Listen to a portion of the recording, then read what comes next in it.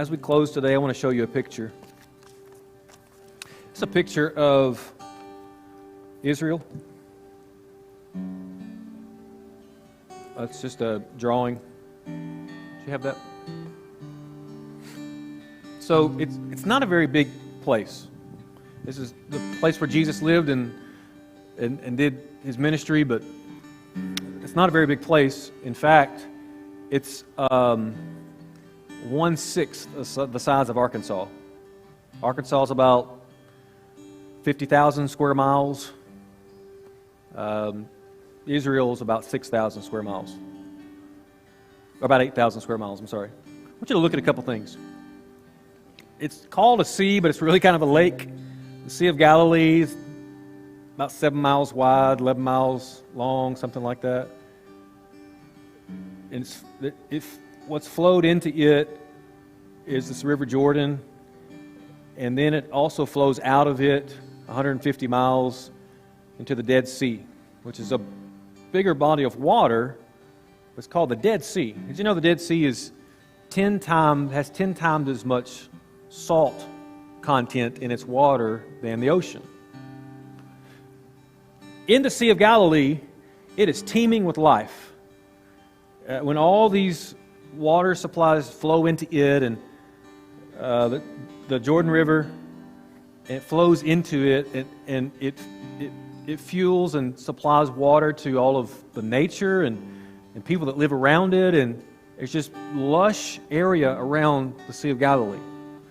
And then it gives out of itself to the River Jordan into the Dead Sea. And the Dead Sea has nothing living in it.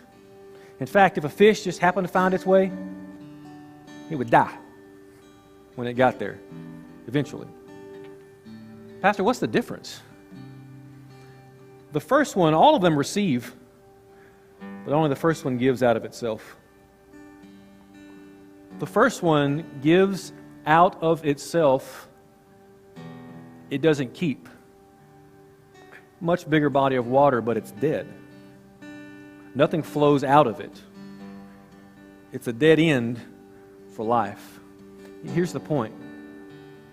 Which one represents our life when it comes to investing in the kingdom? Is everything flowing into us? And, I love the Lord, and everything it flows into my life. What are we giving out from what we experience? What are we extending from what we experience in the Lord? Are we investing our time, talent, treasure, and our relationships into others, or are we hoarding that? Let me tell you what's going to happen.